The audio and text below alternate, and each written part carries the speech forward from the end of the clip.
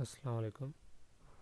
इस वीडियो में मैं ये बताने जा रहा हूँ कि मैंने एक आर्डिनो के सॉफ्टवेयर के अंदर कैसे मैंने ब्लिंकिंग का कोड ऐड किया और उसे फिर कैसे रन किया और उसकी हेक्स फाइल कैसे क्रिएट की है, फिर उसे मैंने प्रोटेस में कैसे अटैच किया है। इसी तरह एटमल का सॉफ्टवेयर, उसके अंदर मैंने कैसे कोड को रन किया सी की लैंग्वेज में या असेंबली की लैंग्वेज में, तो उसको फिर मैंने कैसे उसकी हेक्स फाइल बनाई है और उसको कैसे प्रोटेस में अटैच किया है और उसको आर्डिनो के ऊपर रन किया है। तो फर्स्टली आर्डिनो का सॉफ्ट मैं आपको बता देता हूँ। आर्डिनो की आप नई फाइल ओपन करेंगे।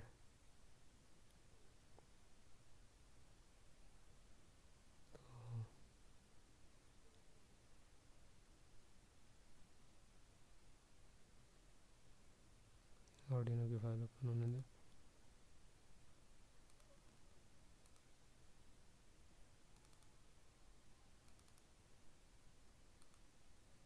तो ये नई फाइल इसकी आर्डिनो की ओपन हो जाएगी। ये तो नई फाइल, इसकी न्यू फाइल क्रिएट करें। ये न्यू फाइल आ जाएगी। ठीक है, इसके अंदर भी ये खाली, इसके अंदर हम लोगों ने ब्लिंकिंग का कोड अटैच कैसे करना है। ब्लिंकिंग का कोड अटैच करने से पहले हम लोग इसके साथ अटैच करेंगे आर्डिनो को। आर्डिनो को अटैच करने के लिए हम लोगों को टूल्स में जाना है। टूल्स में जाकर हम लोगों को यहाँ से बोर्ड सेलेक्ट करना है कि हमारा कौन सा बोर्ड है। ठीक है, आर्डिनो ओनो या आर्डिनो मेगा जो भी हमारा होगा इधर सेलेक्ट करेंगे। उसके बाद इधर पोर्ट अटैच करनी है कि पोर्ट कौन सी पे हमारा आर्डिनो अटैच है। वो पोर्ट अपनी चेक करने के लिए आप डिवाइस मैनेजर में जाएँ, वहाँ पर आप अपना पोर्ट का ऑप्शन चेक करें कि वो पोर्ट कौन सी है और उधर से यहाँ से पोर्ट अटैच कर दें। यहाँ पर जब लाइट ब्लिंकिंग का कोड अटैच करना है तो फाइल में जाएँ, एग्जाम्पल्स आगे बेसिक्स में जाएँ और ये ब्लिंकिंग, ब्लिंकिंग पे आपने क्लिक कर देना है।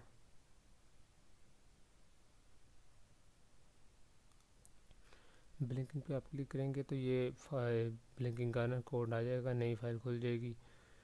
ये सारा ब्लिंकिंग का कोड आपको गिवन होगा। ठीक है, तो ये देखें, ये मैंने ब्लिंकिंग का कोड अटैच किया हुआ है, बनाया हुआ है सारा, वहाँ से कॉपी किया, सिर्फ ऊपर से जो रीडिंग वाली फाइल्स हैं वो कैंसिल कर दी हैं। तो आप इसे फिर पहले वेरीफाई करेंगे। ठीक है, तो ये कंपाइल करेगा उसे और वेरीफाई हो जाएगा।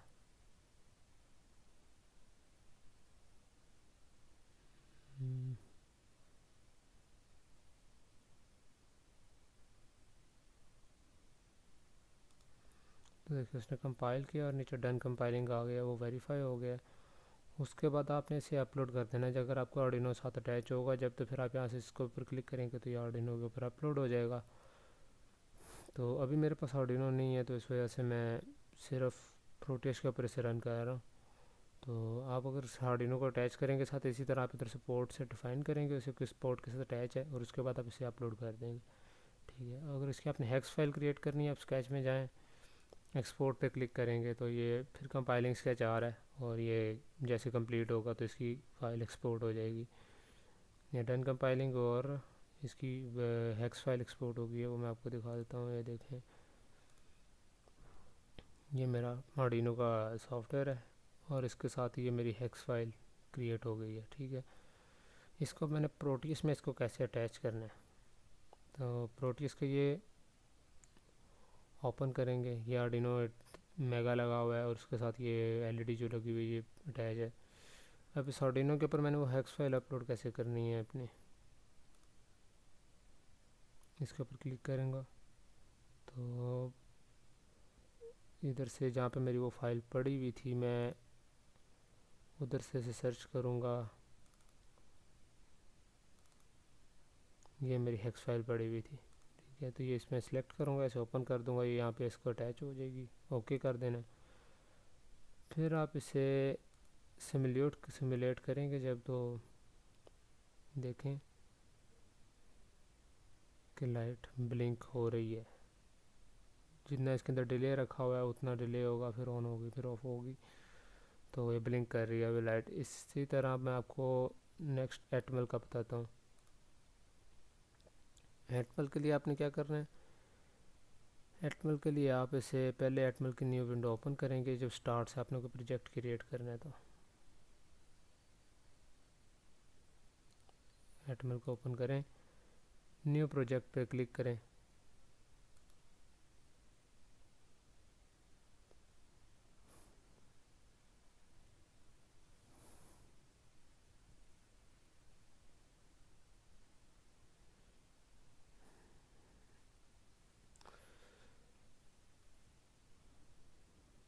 यहाँ से आपने चेक करना है कि आपने असेंबलर में कोड क्रिएट करना है या सी प्लस प्लस में क्रिएट करना है। तो अगर आपने असेंबलर में क्रिएट करना है तो असेंबलर पे जाएंगे, AVR असेंबलर को सिलेक्ट करेंगे, ओके का बटन प्रेस करेंगे, आगे से आपको आर्डिनो सेलेक्ट करना है। तो मैंने सी प्लस प्लस पे बनाई है तो ये सी प्लस प्लस को क्लिक किया है, इसका एग्जीक्यूटेबल प्रोजेक्ट पर क्लिक किया और इसे ओके कर दूंगा।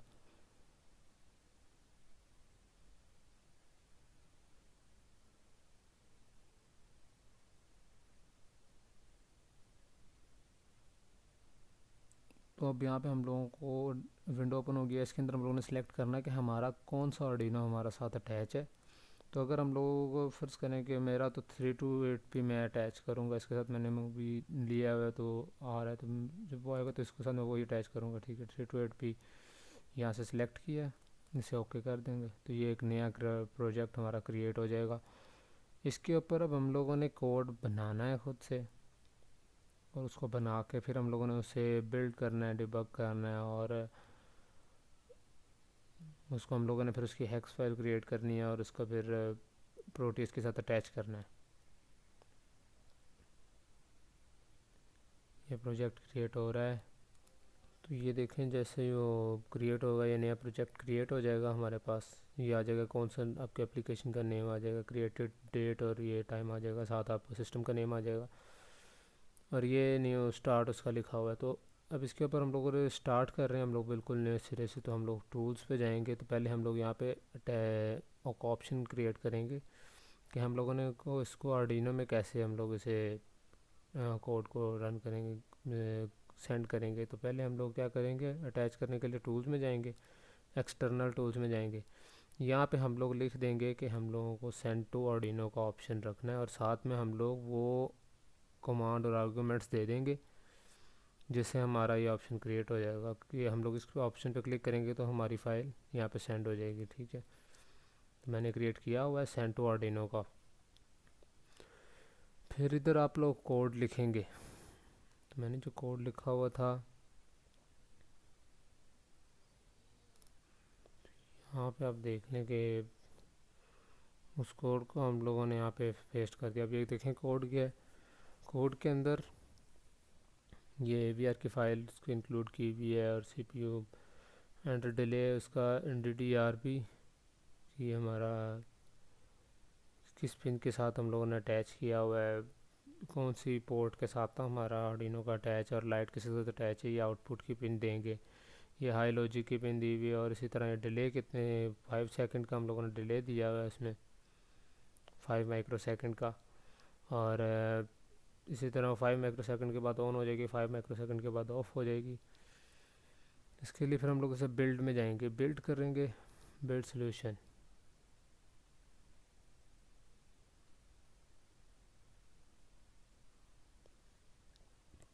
सोल्यूशन बिल्ड हो रहा है। तो ये हमारा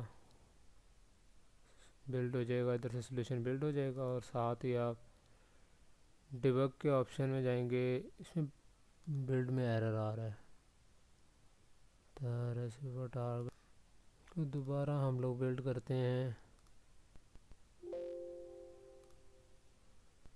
डिबगिंग हो रही थी, इसको हम लोग दोबारा स्टार्ट।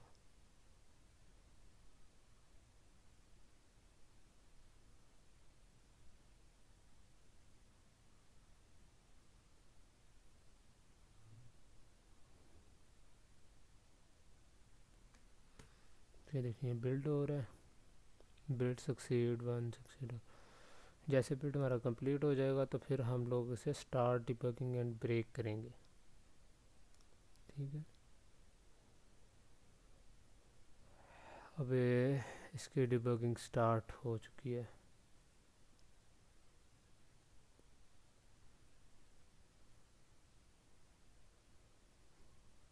अब इसकी डिबगिंग स्टार्ट हो गई है, और इसकी हेक्स फाइल भी वहाँ पर क्रिएट हो जाए। करने के लिए हम लोग इसको स्टेप पेन टू क्लिक करेंगे,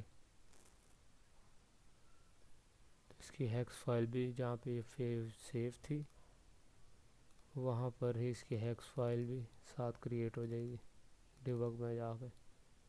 ये देखें, ये इसकी एप्लीकेशन की हेक्स फाइल क्रिएट हो गई है। अब इसको मुझे प्रोटीज के ऊपर अटैच करना है हेक्स फाइल को। प्रोटीज ओपन करूँगा,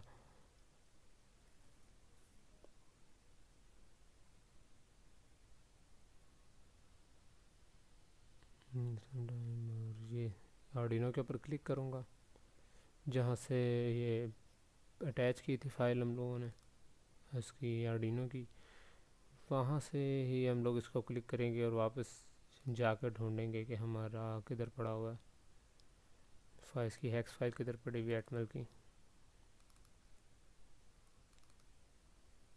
उसकी हेक्स फाइल को सिलेक्ट करें, ओपन कर दें तो यहाँ पे अटैच हो जाएगी।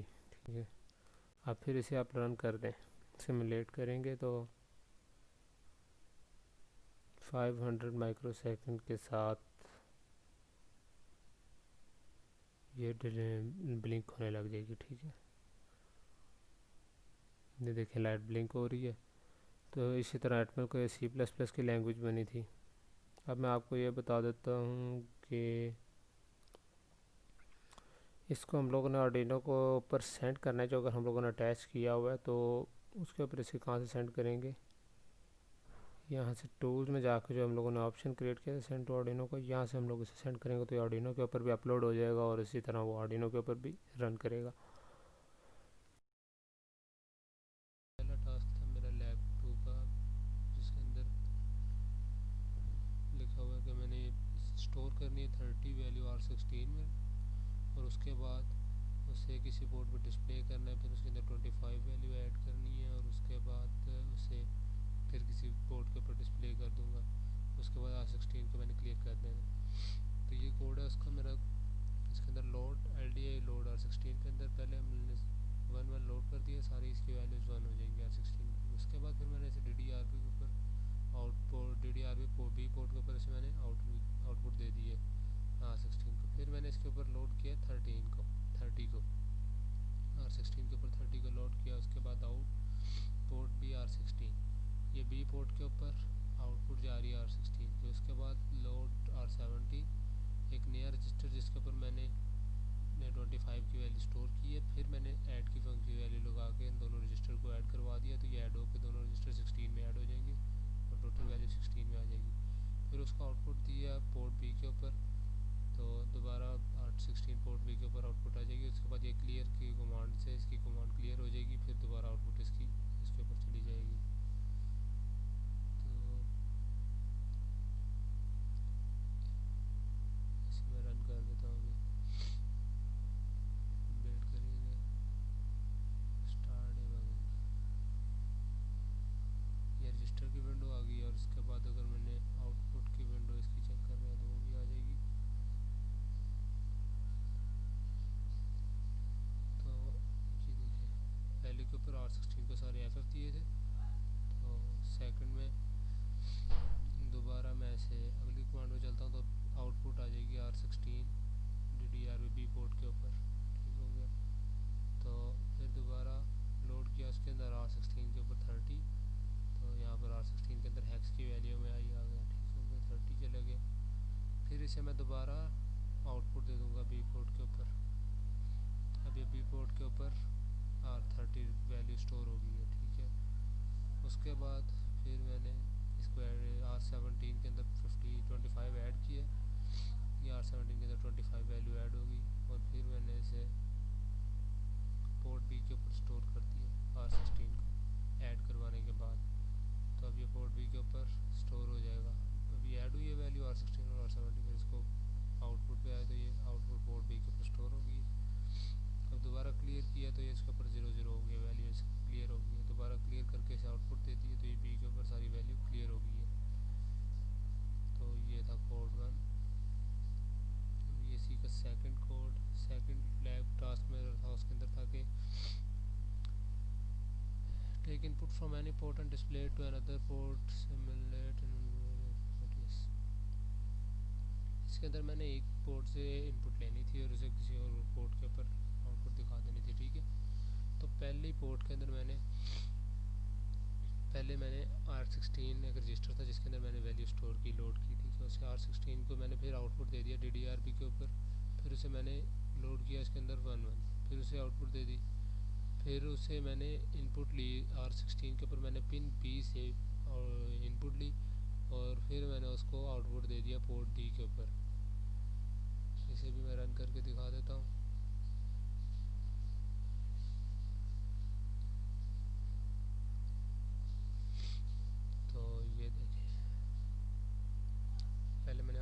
के ऊपर 00 स्टोर किया,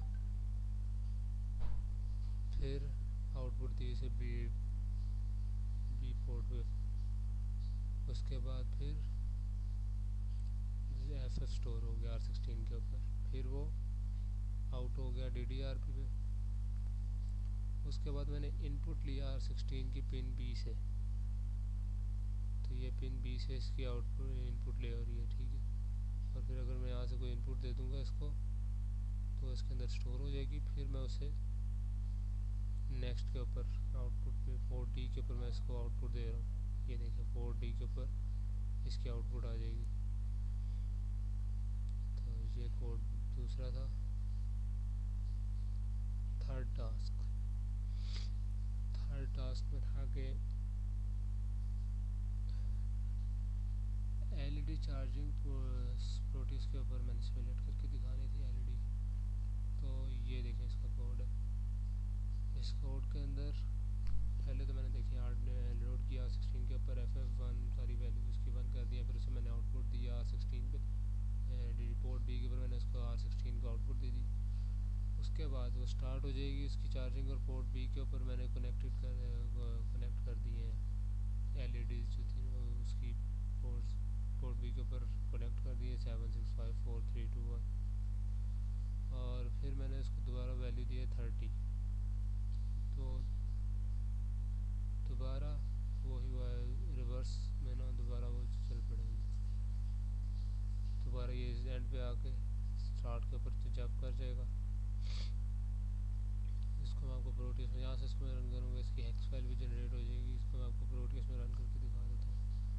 तो ये मेरा प्रोटीज का सर्किट है। इसके ऊपर देखिए मैंने पोर्ट B के ऊपर सारी इसकी LEDs कनेक्ट कर दी, और रीसेट का बटन के साथ मैंने ग्राउंड किया हुआ है। उसके बाद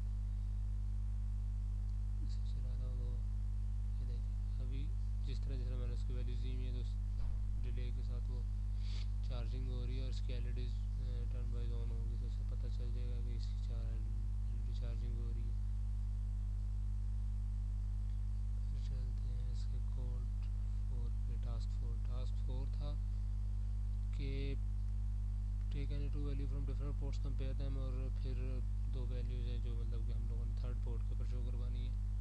तो पहला टास्क का ये देखें, पहले 16 पोर्ट के ऊपर जो मैंने 00 वैल्यू दी, इसको फिर B पोर्ट के ऊपर और C पोर्ट के ऊपर मैंने आउटपुट दे दी, फिर उसको 1 कर दिया। और ये देखिए इसको मैं अब ये इनपुट ले रहा हूँ मैं R16 की पिन B से, और R17 पे मैं पिन C से इनपुट ले रहा हूँ। ये दो इनपुट ले रहा हूँ मैं, दो वैल्यूज़ दो पोर्ट से ले रहा हूँ इनपुट, और ये फिर मैं कंपेयर कर रहा हूँ CP कंपेयर R16 और 17, ये दोनों वैल्यूज कंपेयर हो रही हैं। और फिर उसके बाद ये BRE की कंडीशन लगी है कि अगर ये दोनों इक्वल होगी तो एक कमांड शो हो जाएगी, अगर नहीं होगी तो इक्वल नहीं होगी तो ये दूसरी कमांड शो हो जाएगी, चल पड़ेगी कमांड, ये वाली चल पड़ेगी वरना ये वाली चल पड़ेगी। इसके अंदर क्या है कि R18 एक थर्ड रजिस्टर के ऊपर मैंने वैल्यूज़ दी हुई थी जो मैंने आउटपुट के ऊपर शो करवानी है कि अगर ये इक्वल है या नहीं है, तो उसको फिर मैंने आउटपुट दे दी पोर्ट D के ऊपर। या पोर्ट B और C से इनपुट लेगा और पोर्ट D के ऊपर आउटपुट दे देगा कि वो दोनों इक्वल हैं या नहीं। इसको मैं आपको डायरेक्ट रोटीज के ऊपर ही चला के दिखा देता हूँ, यहाँ पर भी चल रहा है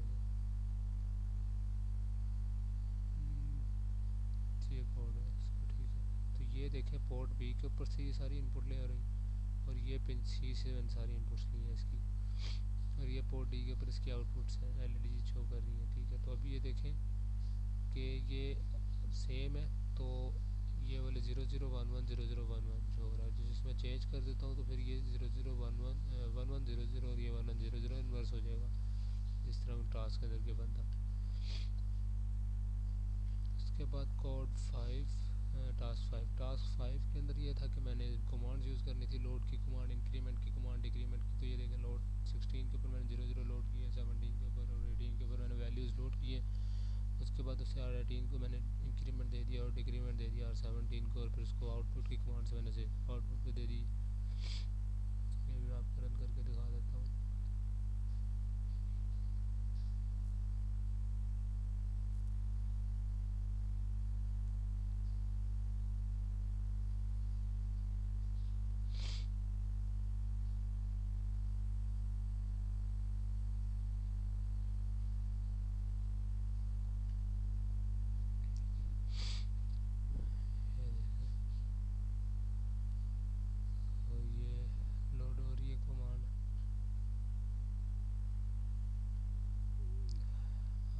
R9 के ऊपर, ये R17 के ऊपर लोड हो जाएगा 30, फिर R18 के ऊपर लोड हो जाएगा 50, फिर इंक्रीमेंट हो जाएगा R18 में तो भी 51 हो गया, और फिर डिक्रीमेंट होगा R17 में तो ये 29 हो जाएगा, और आउटपुट हो जाएगी R17 की DDRP पे। तो ये देखिए, ये इसकी आउटपुट आ गई। तो ये कोड सही चल रहे थे। ये मेरा लैब 2 का टास्क थे। पहला टास्क जो था उसके अंदर मैंने एक 7 सेगमेंट डिस्प्ले बनाना था जो 0 से 99 तक काउंट का एक करेगा। और ये देखिए, ये 7 सेगमेंट डिस्प्ले जिसको मैंने कनेक्ट कर दिया इसकी पोर्ट डी के साथ। डी पोर्ट के साथ 80 मेगा 328 मैंने भी यूज़ किया। इसके डी पोर्ट के साथ मैंने ये कनेक्ट कर दी।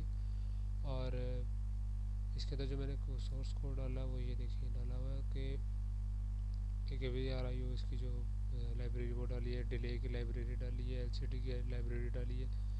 और उसके बाद फिर मैंने इसका मेन का फंक्शन बनाया है वॉइड का, जिसके अंदर मैंने एक करैक्टर रखा, पहले करैक्टर साइन किया। उसके बाद मैंने इसे DDRDD पोर्ट जिसके ऊपर मैंने आउटपुट लेनी है उसके ऊपर मैंने सारी बनवा दी है। ठीक है, तो फिर मैंने एक 4 का लूप लगाया जिसके अंदर ये 4 के लूप के अंदर मैंने लगाया कि 0 से 99 तक जब तक काउंट नहीं हो जाता तो ये चलता रहेगा। और पोर्ट डी के ऊपर मेरी आउटपुट जाती रहेगी, तो हर दफ़ा ये इंक्रीज़ होता रहेगा। और ये डिले इसके अंदर मैंने डाला है 5 सेकंड का, 500 मिली सेकंड का। ये देखिए, अब चला के चेक करता हूँ इसमें।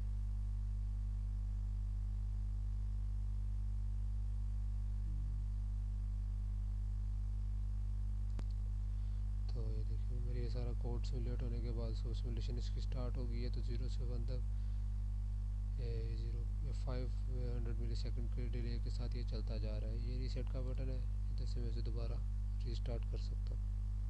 ठीक है, तो लैब 2 का टास्क जो मेरा था उसके अंदर लैब 2 का टास्क है कि write a code to interface the hex keypad. एक कीपैड मैंने बनाना था glow any from any keyboard button. ठीक है, तो ये मैंने एक कीपैड बनाना था जिसके अंदर मैंने तो किसी भी बटन को मैं दबाने के साथ ये एलईडी ग्लो करेगी। ठीक है, तो इसके अंदर ये देखिए मैंने एलईडी सारी डी पोर्ट के साथ इसके कनेक्ट की हुई हैं। ये सॉरी, एलईडीज़ नहीं, बटन, सारे बटन जो मैंने इसके डी पोर्ट के साथ कनेक्ट किए हुए हैं। कीपैड बनाया हुआ है और उसको मैंने वोल्टेज दी हुई है। तो और ये एलईडी मैंने इसकी सी पोर्ट के ऊपर मैंने कनेक्ट की है। इसके अंदर मैंने जो कोडिंग की हुई है वो देखें इंक्लूड, पहले मैंने सारी लाइब्रेरीज इंक्लूड की है इसके अंदर। उसके बाद मैंने एक मेन का फंक्शन बनाया जिसके अंदर मैंने डिफाइन किया कि DDRD के ऊपर मैं सारी इनपुट्स ले रहा हूँ। DDRD के ऊपर से मैं सारी इनपुट्स ले रहा हूँ। और अगर किसी के ऊपर से भी मुझे 1 इनपुट मिलती है, किसी भी पिन से मुझे 1 इनपुट मिलती है, तो ये मैंने वाइल का फंक्शन लगाया हुआ है कि जो कॉन्टीन्यूसली रन करता रहेगा। इसके अंदर इफ़ का फंक्शन लगाया हुआ है। इफ़ के अंदर मैंने ये सारी कंडीशन रखी हुई हैं और लगाए हुए सारी कंडीशन के दरमियान में कि मतलब कोई भी कीपैड अगर 1 होता है, कोई भी ऑन होता है, तो उसकी वजह से ये एलईडी पोर्ट सी के ऊपर क्या 1 का एलईडी ऑन कर देगा। अगर सारे ऑफ होते हैं तो फिर ये एलईडी 0 रहने देगा। ठीक है, तो ये देखिए मेरा कोड सर्किट है। डी पोर्ट के ऊपर मैं इनपुट ले रहा हूँ और ये सी पोर्ट के ऊपर मैंने लगाई हुई है। तो इसके अंदर से मैं किसी भी कीपैड को अगर प्रेस करूँगा, कोई भी 1 होगा तो एलईडी 1 हो जाएगी।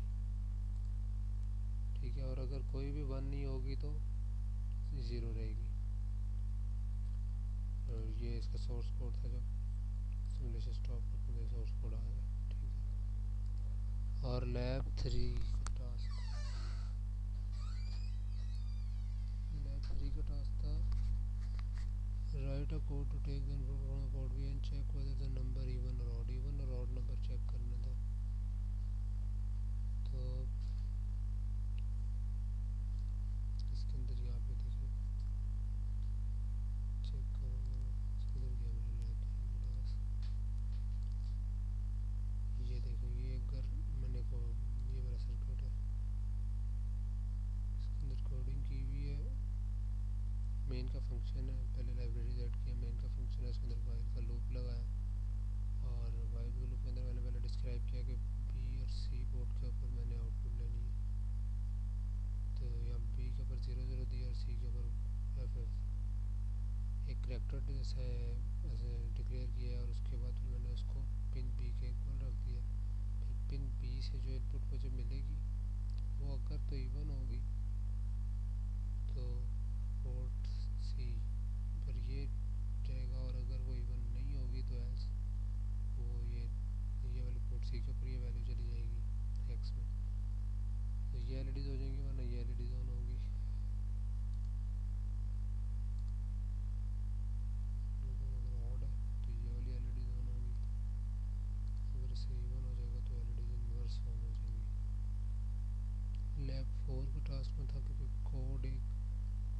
data bit 5 of port C. If it is high, then 55 is to port B, otherwise AE is to port B. ये सर्किट है, इसके अंदर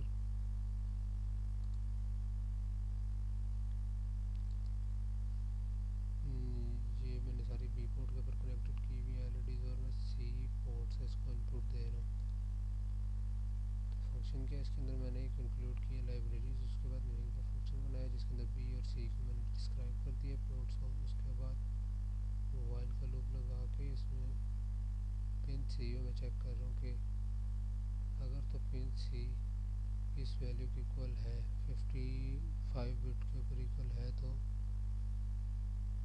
इसके ऊपर जाएगा 0 क्रॉस 55, वरना इसके ऊपर डबल ए चला जाएगा एक्स में। तो इसको रन कर देता हूँ।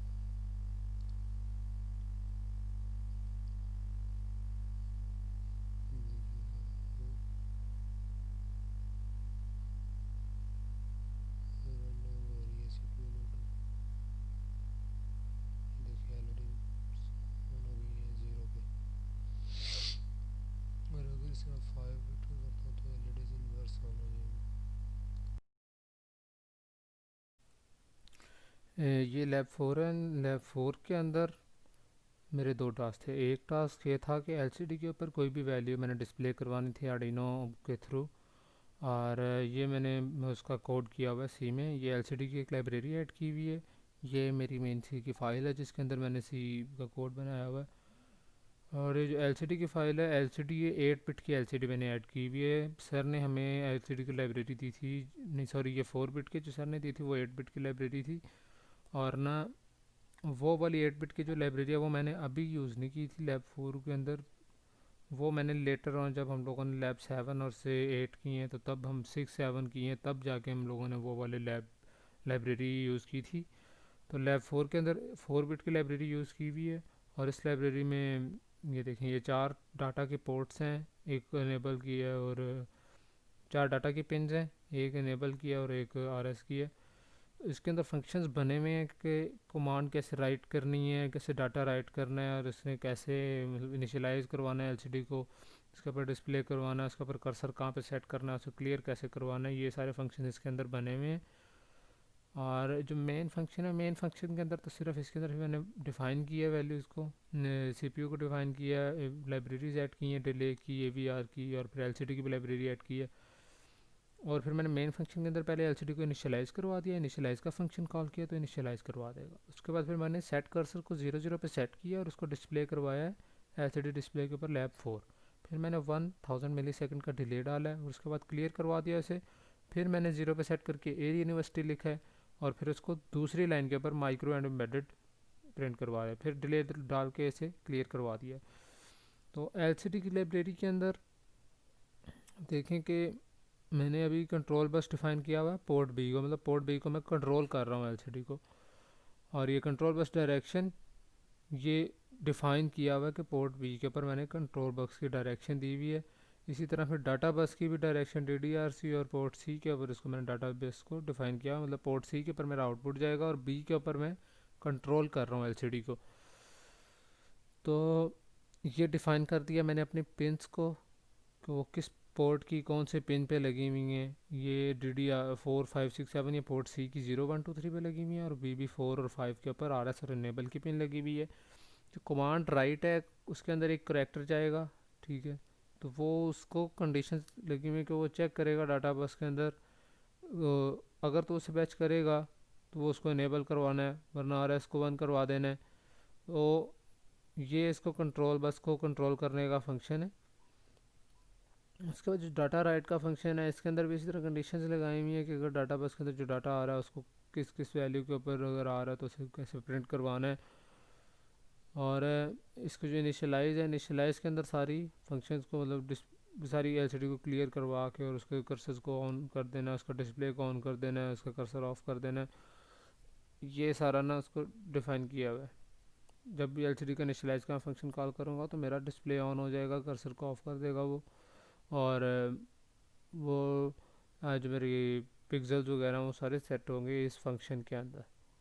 कमांड राइट के थ्रू। कमांड राइट का फंक्शन बना हुआ है, उसके अंदर मैंने सर आपको दिखाया, ऊपर डिफाइन किया हुआ है जो भी, जैसे किस किस चीज़ को ऑन करना है, किस चीज़ को कैसे ऑफ करना है। और ये एक LCD सेट कर्सर, जो भी आप इसके अंदर वैल्यू देंगे 0001, वो उस लाइन के ऊपर आपको कमांड को उसको कमांड राइट कर देगा, उस जगह पे आपके कर्सर को सेट कर देगा। और क्लियर के अंदर क्या करेगा कि वो सारे डिस्प्ले को क्लियर कर देगा और कर्सर को दोबारा स्टार्ट के ऊपर पहुंचा देगा। तो ये इसका फंक्शन था। इसको मैं प्रोटियस के अंदर आपको चला के दिखाता हूँ। ये प्रोटियस के अंदर मेरा आर्डिनो ओनो लगा हुआ है। आर्डिनो ओनो के साथ ये देखिए, जैसे आपको बताया था, पोर्ट बी के ऊपर PB4 और PB5 के ऊपर RS और इनेबल की पिन लगी हुई है मेरी। तो ये RS और इनेबल की पिन मैंने इस पोर्ट के ऊपर अटैच की हुई है। और ये PC0123 को ये 4567 इसकी पिन अटैच की हुई हैं। इसको मैं सिमुलेट करूँगा, करने का रन किया तो ये देखें, अभी लैब 4 प्रिंट करवाया, फिर 0 करके एयर यूनिवर्सिटी और माइक्रो एंड एम्बेडेड, फिर डिले डाल के ऑफ करवाया, फिर लैब 4, और ये देखिए प्रिंट करवा दिए। अब मैं आपको टास्क 2 को डिफ़ाइन करता हूँ। जो टास्क 2 था उसके अंदर मैंने क्या करना था कि एक मेरे पास जो हेक्स कीपैड है, और हेक्स कीपैड के साथ मैंने LCD को अटैच किया, LCD नहीं सॉरी, अपना काउंटर को मैंने अटैच किया हुआ है। 7 सेगमेंट जो काउंटर होता है, तो वो मेरा जो भी मैं हेक्स कीपैड से बटन दबाऊँगा वो मेरा जो भी डिजिट होगा वो है उसके ऊपर डिस्प्ले हो जाएगा। तो अब ये है मेरा, क्या कहते हैं, पहले मैं आपको कोड आपको डिफ़ाइन कर देता हूँ। इस कोड के अंदर देखें कि पहले मैंने एक डिफ़ाइन किया कि CPU 16 मेगाहर्ट्ज़ की फ्रीक्वेंसी CPU की डिफ़ाइन किया। उसके बाद इंक्लूड कर दिया लाइब्रेरी इसकी AVR की और डिले की। फिर मैंने एक बनाई है मैट्रिसेस जो था वो बनाया 3x3 का, 3 रोज़ और 3 कॉलम्स का। उसके अंदर मैंने अपने वैल्यूज़ डिफ़ाइन कर दिए कि किस पोजीशन पे मेरी कौन सी वैल्यू है, 7 8 9 4 5 6 1 2 3 4, और उसके बाद ये वर्ड सर्च का फंक्शन है। सर्च का फंक्शन क्या करेगा, ये सर्च करेगा कि मेरी कौन सी वैल्यू, मतलब अगर कोई कॉलम ऑन होता है तो वो कॉलम उस कॉलम की वैल्यू से दे देगा R1, सॉरी मेरे पहले रो को चेक करेगा, और रो जो भी ऑन होगी उसकी वैल्यू वो सर्च को दे देगा। फिर वो सर्च में जाके चेक करेगा कि वो जो रो है वो किस कॉलम के साथ मैच हो रही है। जिस कॉलम के साथ वो मैच हो रही होगी तो वो उस कॉलम की वो वाली वैल्यू, और उस रो की वो वाली वैल्यू के ऊपर जो भी मेरा डिजिट पड़ा हुआ होगा वो उसे डिस्प्ले करवा देगा। तो ये मेन फंक्शन है। इनिशियलाइज मैंने रो 1 और कॉलम 1 को 0 कर दिया है। एक मेन फंक्शन है। मेन फंक्शन के अंदर मैंने क्या किया, पहले DDRD मतलब पोर्ट डी को मैंने आउटपुट डिक्लेयर करवाया, फिर उसे 0 0 वैल्यू दे दिया, मतलब इनिशियलाइज उसे 0 कर दिया। फिर मैंने जो पोर्ट बी है उसे हाफ इनपुट लिया, हाफ आउटपुट लिया, मतलब जो हाफ इनपुट है वो मेरी रोज़ के साथ अटैच हो जाएंगी, और जो हाफ आउटपुट है वो मेरी पोर्ट्स के साथ अटैच हो जाएंगी।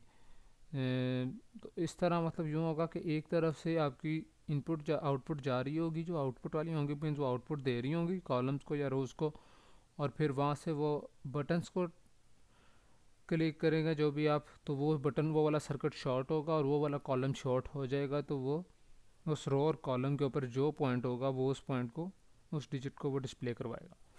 तो इस पोर्ट बी के ऊपर मैंने हाफ को रोज़ लिया, हाफ को कॉलम्स लिया। तो फिर वाइल का लूप है। वाइल के लूप के अंदर मैंने क्या किया हुआ है, एक पिन बी है और पिन बी के अंदर वो रीड कर रहा है एक्स को, उसको फिर चेक कर रहा है। अगर तो वो इनपुट के इक्वल नहीं आती, मतलब वो आउटपुट पे से है, तो वो उसे ब्रेक कर देगा। फिर दूसरा क्या है, वो दोबारा पोर्ट बी के ऊपर वो वैल्यूज़ भेजेगा और दोबारा पिन बी से रीड करेगा। रीड करने के बाद उसे चेक करेगा कि वो किस वैल्यू के साथ मैच कर रही है, रो की कौन सी वैल्यू है। जौन सी रो होगी वो अगर तो 0xEF के साथ मतलब मैच करती है, हैक्स में मैंने वैल्यू दी हुई है, अगर तो वो उस पहली रो के साथ मैच करती है 0 रो के साथ, तो R1 जो करेक्टर एरे मैंने बनाया हुआ मैट्रिक्स, उसको 0 एरे को वो R1 दे देगा। और R1 उसके बाद सर्च का फंक्शन कॉल किया, मतलब सर्च का फंक्शन देखिए नीचे, इसके अंदर वो ही उसी वैल्यू को रीड कर रहा है और फिर चेक कर रहा है कि वो किस कॉलम के साथ अटैच हुई हुई है। मतलब अगर तो वो 0x0 के इक्वल है x, तो उसे पोर्ट डी के ऊपर डिस्प्ले करवा देगा R1, जो R1 पीछे था वो वाला। और जो ज़ीरो होगी वैल्यू, मतलब ज़ीरो कॉलम होगा, तो वो वाली जो वैल्यू बन रही होगी उसे डिस्प्ले करवा देगा। अगर वो कॉलम टू वन हुआ तो कॉलम वन के साथ जो वैल्यू बन रही होगी उसे डिस्प्ले करवा देगा। अगर कॉलम टू हुआ तो कॉलम टू के साथ जो वैल्यू होगी उसे डिस्प्ले करवा देगा। इसी तरह ये पहले रो वन क्या है, फिर ज़ीरो क्या है, फिर रो वन को चेक करेगा, फिर रो टू को चेक करेगा, और रो थ्री फ़िलहाल इसमें मैं नहीं डाल रहा क्योंकि मेरी जो डिजिट्स हैं वो सिर्फ 3 रोज़ के ऊपर हैं। नहीं नहीं, सॉरी सॉरी सॉरी सॉरी, ये रो फोर के अंदर ज़ीरो है। मैं भूल गया था, ये जो ज़ीरो है रो फोर के अंदर, इसलिए इसे रोज़ फोर हैं और कॉलम्स थ्री हैं। 3/4 का मेरा मैट्रिक्स बन जाता है। तो अब ये है, इसके बाद मैं आपको दिखाता हूँ। एक दफ़ा मैं दोबारा अपना कोड को चेक कर लूँ। यहाँ पर वो था इसके अंदर जो 3/4 का मैट्रिक्स सही बनना था, क्योंकि ज़ीरो फोर के अंदर ज़ीरो वैल्यू आती है, तो वो मैंने ज़ीरो वैल्यू आती है फोर के अंदर, तो वो मैंने ना डिस्प्ले इसके अंदर ऐड नहीं की हुई। मैं इसमें एक दफ़ा से जी ये देखिए, एरे मैंने मैट्रिक्स बनाया 4 रोज़ और 3 कॉलम्स का, जिसके अंदर पहले रो के अंदर 7 8 9 है, उसके बाद 4 5 6 और 1 2 3, और फिर उसको ज़ीरो को ऐड करवा दिए। तो इसी तरह पहले पहली रो को चेक करेगा, फिर सेकंड रो को चेक करेगा, फिर थर्ड रो को, फिर उससे फोर्थ रो को चेक करेगा, फिर कॉलम्स 3 हैं तो इन 3 कॉलम्स को चेक करेगा। ये इसकी प्रोटीज की सिमुलेशन है। मैंने आपको जैसे बताया था कि पोर्ट कौन सी है, सी पोर्ट डी के ऊपर मैंने अपने 7 सेगमेंट अटैच करवाया हुआ है, और पोर्ट इसके ऊपर पोर्ट बी के ऊपर मैंने अपना हेक्स की पैड अटैच करवाया हुआ है। वेट, एक दफ़ा ये एक्स्ट्रा है, इसे मैं अगर डिलीट कर दूंगा तो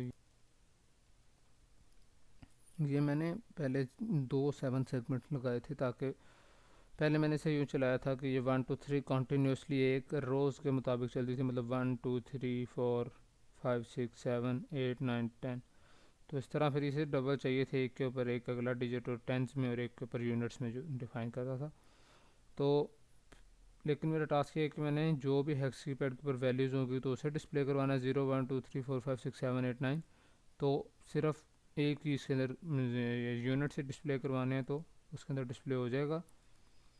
इसे मैं रहने देता हूँ। पोर्ट बी के ऊपर ये देखें, मैंने पहली जो हाफ है ना PV7 6 5 4, इनको मैंने ये रोज़ को लगाया हुआ, और जो 0 1 2 3 पहली बी पोर्ट बी की है, इसे मैंने कॉलम्स को लगाया हुआ। मतलब जो कॉलम्स के ऊपर आउटपुट जा रही है, और ये आउटपुट इधर जाके जो भी आप बटन प्रेस करेंगे वो बटन शॉर्ट होगा, और वो उसी रो को शॉर्ट करेगा, और वो फिर उस चेक करेगा कि कौन सी रो और कौन सा कॉलम शॉर्ट हुआ है, तो उनका जो कॉमन पॉइंट बन रहा होगा उसको डिस्प्ले करवा देगा। ये देखिए, अभी इनिशियलाइज आपको बताया था कि ज़ीरो करवाया हुआ उसे। अब ये देखिए, सारी कॉलम्स के ऊपर आउटपुट आ रही है, और ये सारे रोज़ मेरी ग्राउंड है। ठीक है, तो जैसे मैं जो भी अपना कॉलम दबाऊँगा वो वाली रो शॉर्ट होगी, और वो उसको इधर डिस्प्ले करवा देगा। इसी तरह फिर मैं अगर यहाँ पे 1 दबाऊँगा तो 1 वाले शॉर्ट होंगे आपस में, और ये 1 डिस्प्ले करवा देगा। 2 3 4 5 6 7 8 9, इसी तरह ये सारे डिजिट्स डिस्प्ले करवा देगा। ज़ीरो के ऊपर ज़ीरो डिस्प्ले करवा देगा। अस्सलाम वालेकुम। इस वीडियो में मेरी लैब 5 है। अभी लैब 5 के अंदर मैंने क्या करना था कि एक टाइमर 1 का कोड लिखना था, और टाइमर 1 में क्या था कि वो टाइमर काउंट करता जाता, ज़ीरो से लेकर मतलब 0 से लेकर 255 जो वैल्यूज़ हैं उसको उसने काउंट करना था, और जैसे ही वो वैल्यू पूरी होनी थी तो उसने दोबारा ज़ीरो से काउंट करना शुरू हो जाना था। तो ये मैंने इसका कोड लिखा है सी के अंदर। पहले डिफ़ाइन कर दिए CPU, उसके बाद AVR डिफ़ाइन किए, इंक्लूड की AVR की लाइब्रेरी, उसके बाद डिले की लाइब्रेरी ऐड की, और LCD की लाइब्रेरी ऐड कर दी। फिर मेरा मेन फंक्शन आता है। मेन फंक्शन के अंदर पहले रजिस्टर को मैंने CTC मोड के ऊपर सेट कर दिया। इसके टाइमर की जो टाइमर्स के रजिस्टर होते हैं TCCRE और TCCRB, इसको ये कोड दिया, ये CTC मोड पे सेट कर दिया। उसके बाद मैंने TCNT टाइमर काउंटर पर जो रजिस्टर है इसको 0 वैल्यू दी है, ताकि 0 से स्टार्ट हो काउंट करना। फिर ये OCR एक 1 है, इसको 1 वैल्यू दे दी है। I1 है, इसको इनिशियली 1 कर दिया, और ताकि जब स्टार्ट से काउंट करेगा तो 1 से करेगा। और फिर उसके बाद मैंने LCD की जो इनिशियलाइज़ करवा दी है, LCD की जो लाइब्रेरी है ना उसे इनिशियलाइज़ करवा दी है। वाइल का लूप है जो कंटिन्यूसली चलता रहेगा। इसके अंदर ये पहले वाइल का लगा कंडीशन जहाँ पे टाइमर काउंट हो रहा है कि जैसे ही टाइमर उसका ओवरफ्लो होगा तो यहाँ से वाइल का लूप एंड हो जाएगा और अगली कंडीशन पे आ जाएगा। इसके अंदर y2 की वैल्यू लेगा, जो दूसरा करेक्टर है, y2 की जो भी वैल्यू होगी उसको डिस्प्ले करवा देगा। वो ओरिजिनल वैल्यू होगी जो हमारा काउंटर काउंट कर रहा होगा कि हमारा कि अकाउंट कितनी दफ़ा वैल्यूज़ चली। तो ये OCR1 है, और ये LCD क्लियर की कमांड लगा दी है ताकि LCD क्लियर हो जाए, और ये टाइमर ओवरफ्लो को क्लियर करवा दिया फ्लैग को। उसके बाद दोबारा ये वाइल 1 का लूप यहाँ से स्टार्ट हो जाएगा। इसकी मैं आपको सिमुलेशन दिखा देता हूँ।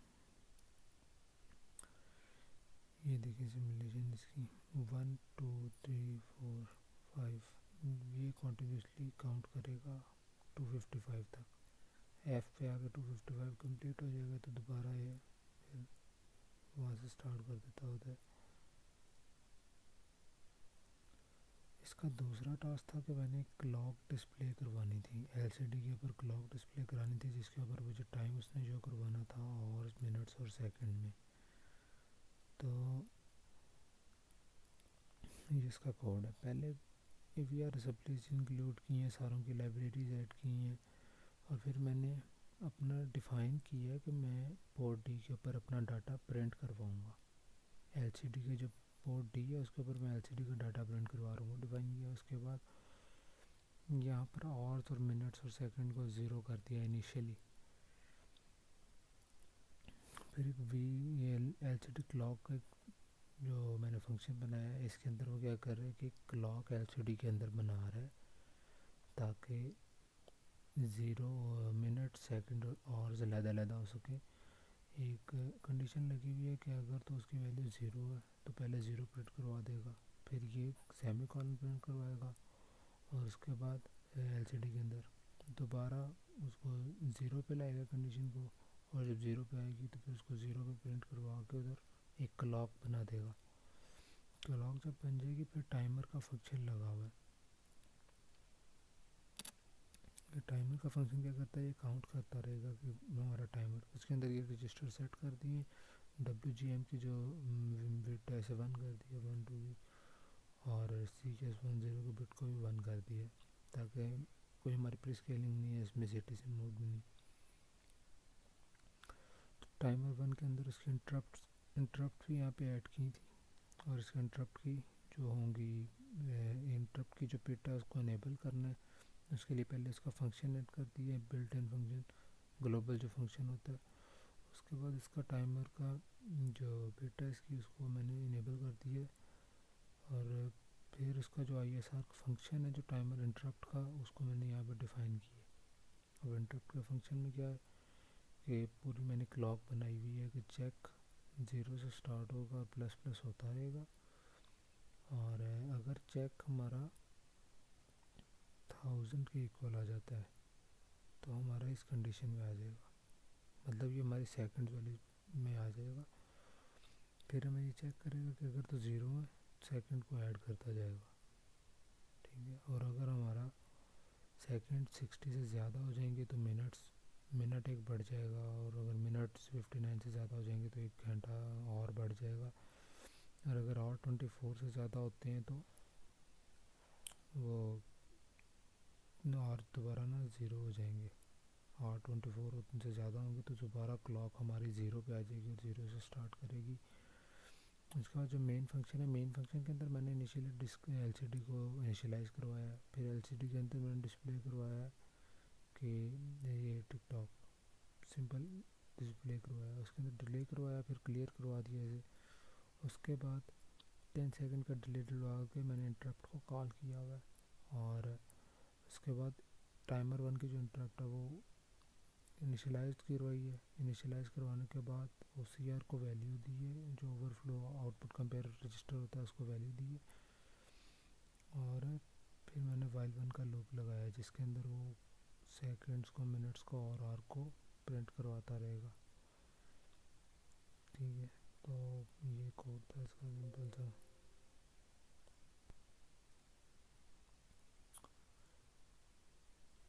ये मेरी क्लॉक बनाई हुई है, एलसीडी लगाई हुई है। एलसीडी को मैंने लगाया हुआ पोर्ट सी के ऊपर और पोर्ट बी के ऊपर इसकी इनेबल और आर एस की पिन लगी हुई है।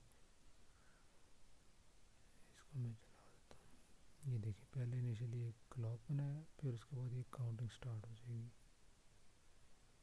ठीक है, और ये अगर जब सेकंड्स काउंट करता जाएगा, जैसे सेकंड 59 होंगे यहाँ पे 1 मिनट आ जाएगा, इस तरह फिर ये घंटे आ जाएंगे। 24 के बाद दोबारा 0 से स्टार्ट हो जाएगी। तो ये मेरे लैब 5 के टास्क थे। ये लैब 6 के अंदर मेरा काम क्या था? मेरा काम था कि टास्क थे कि यू आर्ट और एस पी आई और आई स्केयर सी, इन 3 कम्युनिकेशन सोर्सेज के थ्रू मैंने कम्युनिकेट करना था, डाटा ट्रांसफ़र करवाना था, हेक्स कीपैड को और एलसीडी को इंटरफेस करवाना था। तो यू आर्ट के अंदर क्या होता है? यू आर्ट के अंदर आपके पास एक ट्रांसमीटर होता है, एक रिसीवर होता है। आप ट्रांसमीटर और रिसीवर को यूज़ करते हो, इसके अलावा आपकी कोई पिंस वगैरह यूज़ नहीं होती। तो ये मेरा कोड है और ये तो मैंने आपको ऑलरेडी बता चुका हूँ। सारा इनिशियलाइज़ करवाया, सीपीयू डिफाइन करना। तो एक ये डाटाबेस की एरे बनाई है, करेक्टर की डाटाबेस के नाम से एरे बनाई है। और इस एरे के अंदर मैंने ये एलिमेंट स्टोर करवा दिए जो मेरे हेक्स कीपैड के अंदर स्टोर है। 4x4 की एरे है, 4x4 का मैट्रिक्स बनेगा, उसके अंदर ये वैल्यू स्टोर हो जाएंगी, जैसे हेक्स कीपैड के अंदर मैट्रिक्स के अंदर वैल्यू स्टोर होती हैं। फिर मैंने करेक्टर्स डिक्लेयर करवाए और फिर एक फंक्शन है यूसार्ट को इनिशियलाइज करवाने का। दूसरा है यूसार्ट का डाटा सेंड करने के लिए, ये ट्रांसमीटर के लिए ये कोड है जो ट्रांसमीटर वाले ऑर्डिनो में लगेगा। उस कोड के अंदर ये सेंड डाटा का फंक्शन है, ये वर्ड सर्च का एक फंक्शन है, डिफाइन किए हुए हैं यहाँ पर, डिक्लेयर करवाए हुए हैं बस। और उसके बाद ये मैंने मेन फंक्शन पहले बनाया। मेन फंक्शन के अंदर क्या किया, मैंने पहले इनिशियलाइज करवा दिया यूसार्ट को। उसके बाद मैंने डी डी आर बी जो बी पोर्ट है उसको मैंने आधी को इनपुट रखा है और आधी को आउटपुट रखा है। ठीक है, तो जो हाफ इनपुट है उसके ऊपर रोज़ को लगाया हुआ, और जो हाफ आउटपुट है उसके ऊपर मैंने कॉलम्स को लगाया हुआ है। तो जब कोई बटन प्रेस होगा तो वो वाली बिट, वो वाला रो और कॉलम ऑन हो जाएगा। तो उसके थ्रू वो चेक कर लेगा कि इसके अंदर से कौन सा रो और कॉलम आपस में मैच हुआ है, वो वाला बटन ऑन हुआ है, और वो वाले बटन को वो डिस्प्ले करवा देगा, मतलब वो वाले बटन को सेंड कर देगा वाला डाटा। वाइल के अंदर वो कंडीशन लगी हुई है कि वो हर दफ़ा इनपुट लेता रहेगा और उसे चेक करेगा कि वो किस रो और कॉलम को मैच कर रहा है। जो भी रो और कॉलम को मैच कर रहा होगा वो उस डाटा को, ये सर्च का फंक्शन है, ये सर्च करेगा। ठीक है, और ये सर्च करने के बाद उस डाटा को आगे भेज देगा, ताकि ये R1 के ऊपर वो वैल्यू भेज देगा ताकि वो आगे ट्रांसमिट हो जाएगा। वॉइड सर्च का फंक्शन बना हुआ है। सर्च का फंक्शन क्या करता है कि एक तरफ से स्टार्ट होता है 0 से और मैक्सिमम 4 तक जाता है, ताकि उसकी वो सारी वैल्यूज़ को चेक कर लेता है किसके साथ ये मैच कर रहा है, उस वैल्यू सेंड डाटा के अंदर भेज देता है। तो वो जो वैल्यू सेंड डाटा का फंक्शन है, ये सेंड डाटा का फंक्शन के अंदर क्या हो रहा है, सेंड डाटा का फंक्शन नीचे बना हुआ, मैं आपको दिखाता हूँ। इसके अंदर फिर डिले भी डलवाया मैं 100 सेकंड का, ताकि वैल्यू थोड़ा स्लो हो जाए। और ये पोर्ट पी के ऊपर मैंने इसको डिस्प्ले करवाया हुआ। तो ये सारे वो वैल्यू सर्च करने के बाद उसे सेंड कर देता है। और ये जो फंक्शन जो आपको ऊपर दिखाए थे नीचे, यूसार्ट को इनिशियलाइज़ करवाया हुआ, यूसार्ट को इनिशियलाइज़ में करवाते वक्त इसके अंदर जो बी UCSR0B है, इसके अंदर मैंने ट्रांसमीटर की पिन को इनेबल करवा दिया, ट्रांसमीटर इनेबल। उसके बाद सी है, इसके अंदर मैंने यू सी एस जी 01 और 00 को 1 सेट कर दिया है, ताकि जो मेरा डाटा है वो 8 बिट का है, ये डिक्लेयर करवाया। और ये U B R R baud rate है, ये उसको सेट किया 1039600 पे। ये वर्ड सेंड डाटा का फंक्शन है, इसके अंदर जो भी वैल्यू आ रही होगी ऊपर से, ये अनसाइंड करेक्टर ऊपर से आ रहा होगा जो भी, वो इसके अंदर आ जाएगा। और ये वाइल की कंडीशन है, वाइल की कंडीशन चेक कर रही है कि अगर तो ये U D R E zero जब तक 1 ना हो जाए।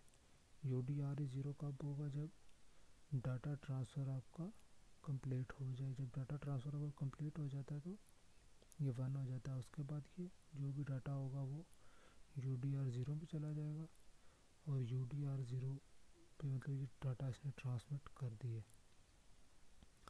अब मैं आपको इसका रिसीवर दिखाता हूँ। रिसीवर का फंक्शन सेम सारी इसके अंदर डिफ़ाइन की हुई चीज़ें। इसके अंदर मैंने एलसीडी की लाइब्रेरी ऐड की है, क्योंकि एलसीडी के ऊपर मैंने रिसीव करवाना है, तो एलसीडी इसके अंदर ऐड की है। उसके बाद ये देखें, पहले एलसीडी को इनिशियलाइज़ करवाया, फिर मैंने डिक्लेयर किया कि मेरी पोर्ट्स डी और बी हैं। उस पोर्ट डी है, उसके ऊपर ये मैंने पिन 0 को इनपुट लिया हुआ, उसके अलावा पोर्ट डी बी को आउटपुट किया हुआ टोटल। फिर इसको मैंने बॉड रेट सेट किया है 9600। बॉर्डर सेट करने के बाद मैंने इसकी रिसीविंग जो पिन है उसको इनेबल किए, और उसकी जो जो भी यूएसबी का जो स्टॉप बिट है उसको सिलेक्ट किए, ताकि जब वो मेरा डाटा रिसीव हो जाए तो उसको स्टॉप कर देगा। और ये देखिए, ये मैंने एक रिसीव डाटा का एक बनाया है, एक करेक्टर बनाया अनसाइंड। और वाइल वन है, एक लूप है, वाइल वन का लूप है। इसके अंदर क्या हो रहा है, डाटा रिसीव होता रहेगा। जैसे ही डाटा आपके रिसीव, ये वाइल की कंडीशन लगी हुई है कि रिसीव की पिन रिसीव कंपेयर वो अनेबल होगा तब जब ये 1 हो जाएगा, जब इसका डाटा रिसीविंग कंप्लीट हो जाएगी। और जब तक डाटा रिसीव नहीं होता, रिसीव डाटा के अंदर यू डी आर ज़ीरो जाता रहेगा। और जैसे ही और ये एल सी डी के ऊपर डिस्प्ले भी होता रहेगा। जैसे ही डाटा रिसीविंग कंप्लीट हो जाएगी तो ये कंडीशन ख़त्म हो जाएगी इसकी, और फिर ये डाटा आगे प्रिंट करवा देता है। डिले हो जाएगा 220 सेकंड का। ये इसका कोड था, और ये इसका मेरा सर्किट है।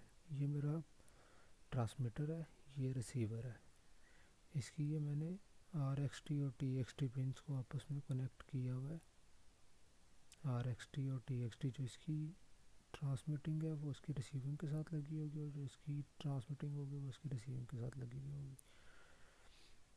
इसके मैंने कनेक्शन इस पोर्ट बी के ऊपर किए हुए हैं कि कॉलम्स इधर लगाए हुए हैं। कॉलम्स को नीचे वाले हाफ पे लगाया हुआ है, और ऊपर हाफ के ऊपर मैंने रोज़ को लगाया हुआ है। ये आपस में बिट जब कंबाइन होगी तो पता लग जाएगा कौन सा नंबर्स आपस में अटैच है। और मैंने ये रिसीवर है मेरा, रिसीवर के ऊपर मैंने अपनी एलसीडी को लगाया हुआ है। इसके ऊपर यहाँ पे मैंने कोड अपलोड कर दिया है। इसकी मैं कुछ कंडीशन दिखा दूँ। ये देखिए, मेरा मैं 1 दबाऊँगा तो ये 1 का रो और कॉलम में मैच किया है, तो ये 1 डिस्प्ले करवा देगा। 5 दबाऊँगा तो 5 डिस्प्ले करवा देगा। डिवाइड का साइन होगा तो ये डिवाइड का साइन सिंबल करवा देगा। माइनस करूँगा, माइनस डिस्प्ले करवा देगा। उसके बाद आ जाता है आई स्क्वायर और एस पी आई। तो मैं एक दफ़ा एस पी आई को ऑन कर लूँ, दोबारा मैं वीडियो स्टार्ट कर दूँ। ये तो मैं आपको पहले आई स्क्वायर सी के बारे में बता देता हूँ, एस पी आई में बाद में डिफ़ाइन करूँगा। आई स्क्वायर सी के अंदर क्या होता है, मैं आपको पहले सर्किट से समझा देता हूँ। आई स्क्वायर सी के अंदर होती हैं 2 पिन्स, एस टी ए और एस सी एल। ये 2 पिन्स यूज़ होती हैं इनको ट्रांसमिट करने के लिए डाटा को, और रिसीव करने के लिए। इनको हम लोग आपस में कनेक्ट कर देते हैं, एस टी ए को और एस सी एल को, जब डाटा ट्रांसफ़र करना होता है। इसके एक अंदर मास्टर होता है और एक स्लेव होता है। जो मास्टर होता है उसके कोड में क्या है कि पहले आपको डिफ़ाइन कर देंगे सारा कुछ जो है लाइब्रेरीज वगैरह। उसके बाद फंक्शंस। ये फंक्शन क्या कर रहा है, एक पहला स्टार्ट का है, रिपीटेड स्टार्ट का है, फिर इनिशियलाइज का मास्टर को इनिशियलाइज करवाने का, फिर ये फंक्शन है एड्रेस को राइट करवाने का कि हम लोगों ने कौन से स्लेव के अंदर भेजना है, वो एड्रेस उसका राइट करना है, फिर उसका रीड करेगा एड्रेस और राइट, फिर डाटा होगा, उसके बाद स्टॉप कर देगा। ये सारे फंक्शन इसके अंदर बनेंगे। इसके अंदर पहले तो डिक्लेयर करवाया, रीड को 1 कर दिया, राइट को 0 कर दिया है, करेक्टर्स को। उसके बाद मैंने पहले एक एरे बनाई है जिसके अंदर वही हेक्स कीपैड पूरा बनाया, डिक्लेयर उसके अंदर डेटाबेस बनाई है। उसके बाद मैंने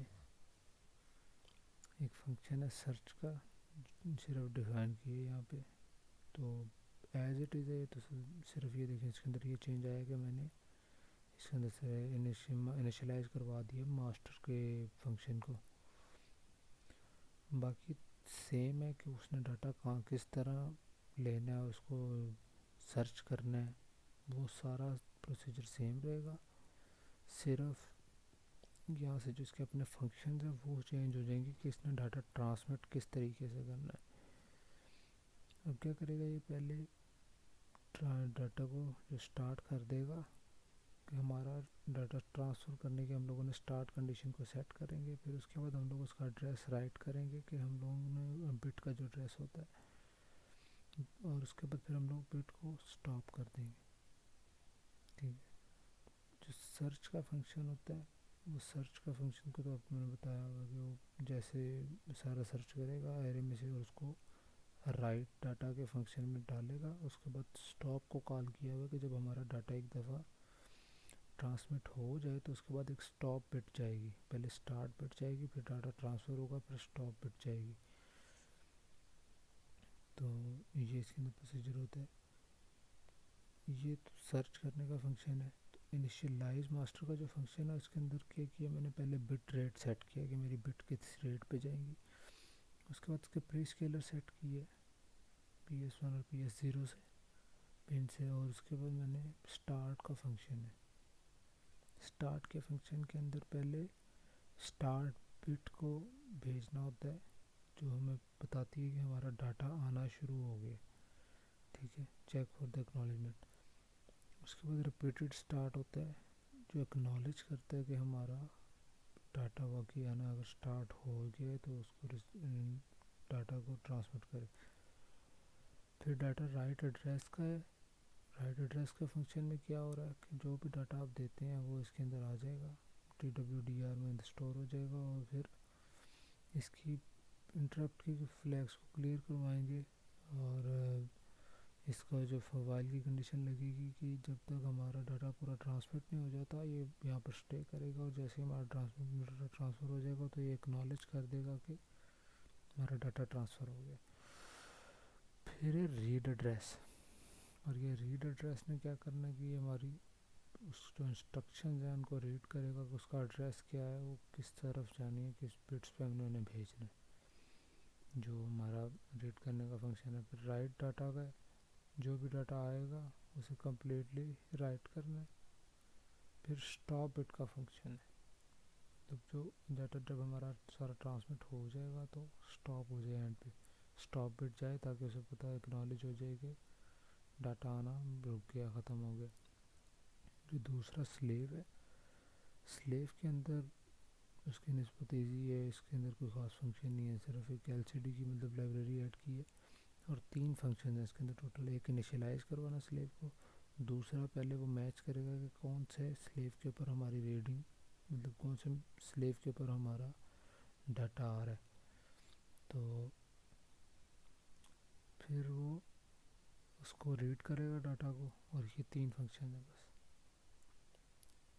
तो पहले क्या कर रहे हैं, इनिशियलाइज़ करवा रहा है कि मेरी ये पोर्ट आउटपुट है, LCD को इनिशियलाइज़ करवाया, और फिर मैंने स्लेव को इनिशियलाइज़ करवाया। फिर मैंने जो रीड की जो स्लेव में मैच रीड स्लेव, स्लेव कौन से स्लेव के ऊपर हमारा डाटा आ रहा है वो स्लेव के एड्रेस को मैच करेगा, फिर रीड करेगा स्लेव को, और उसके बाद जो डाटा होगा उसको रिसीव कर लेगा, और उसके बाद ये इसका इतना सा काम होता है। जो इनिशियलाइज है उसका इनिशियलाइज के अंदर सिर्फ स्लेव का एड्रेस देना होता है कि कौन सा स्लेव पे जा रहा है। फिर रीड स्लेव का फंक्शन है, रीड स्लेव के अंदर वो क्या करता है कि एक्नॉलेज करता है कि हमारा डाटा आना शुरू हो गया, रिसीव होना शुरू हो गया। तो जब डाटा रीड स्लेव है इसके अंदर वो पूरा डाटा को रीड कर लेता है, और जब रीड हो जाए तो उसको स्टॉप कर देता है रीडिंग वाली बिट को। ये इसका इसका थ्री का सर्किट है जिसमें मैंने आपको चला कर दिखाया हुआ है पहले। ये एस टी और एस सी एल दो पिन हैं, इसकी सिर्फ ये कनेक्ट होती हैं आपस में, बाकी सारा सेम सर्किट रहेगा और इसे आप चलाएंगे तो ये भी चल जाएगा।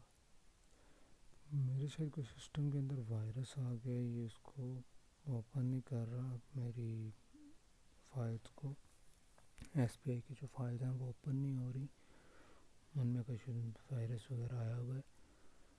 तो मैं वरना तो आपको कोड भी समझा देता, कोड के अंदर इसके अंदर थोड़ा सा डिफरेंस होता है बस कि सिर्फ आपके ना एक तो ये एक मास्टर होता है और स्लेव्स होते हैं। तो मास्टर और स्लेव जो होता है उसके अंदर ये पिन इसकी कौन सी लगती हैं, एसएस की, सिलेक्ट स्लेव की, और एससी के क्लॉक को सिलेक्ट करने की।